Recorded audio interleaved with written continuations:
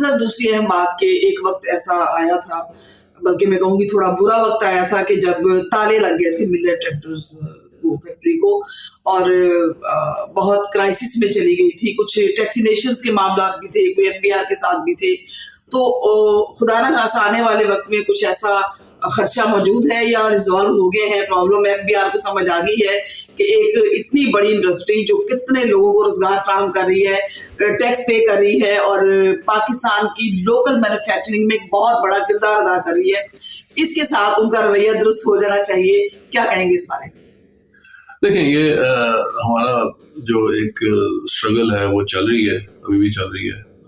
ملک میں اس وقت پیسے کی کمی ہے, اور FBR جو ہے اس کو ایک ٹارگیٹس اچیو کرنے ہیں. تو انفارچونیٹلی بدقسمتی سے وہ جو ہمارا ریفنڈ جو بنتا تھا وہ اس وقت بھی نہیں دیا تھا, جس کی وجہ سے ہمیں کافی مسائل آ گئے تھے. جی بالکل. اور آج بھی ہمارا 6 ارب روپیہ جو ہے وہ گورنمنٹ کے پاس ہے, جو ابھی تک ہمیں ریفنڈ نہیں ملا. اچھا, نہیں ملا. تو وہ اب تک یہ مسئلہ چل رہا ہے, اور اس کو ہم ہر فورم پہ اٹھا رہے ہیں, اور ہم کوشش میں لگے ہوئے ہیں کہ ہم ہر قسم کے طریقے سے یہ حاصل کیا جائے. تو یہ تو چل ہی رہا ہے. بلکہ آج کل یہ دیکھیں نا کہ اب اگر آپ بورو کرتے ہیں بینک سے تو تقریباً 22% یا تو آپ کا انٹرسٹ ریٹ ہے, اور بورنگ ریٹ جو ہے وہ 23-24% ہوتا ہے. تو ہمیں اپنی کمپنی چلانے کے لیے ہمیں بورنگ کرنی پڑی ہے, اس لیے کہ ہمارے 6 ارب روپے جو گورنمنٹ کے پاس پڑے ہیں ان کو ہم استعمال نہیں کر پا رہے. تو ہمیں ایک تو بورنگ کر کے 25% تک جو ہے یا 22-23% جو ہے وہ انٹرسٹ دینا پڑ رہا ہے, اور دوسرا یہ ہے کہ جو پیسے گورنمنٹ کے پاس پڑے ہوئے ہیں اس کا ہمیں کوئی بینیفٹ نہیں مل رہا.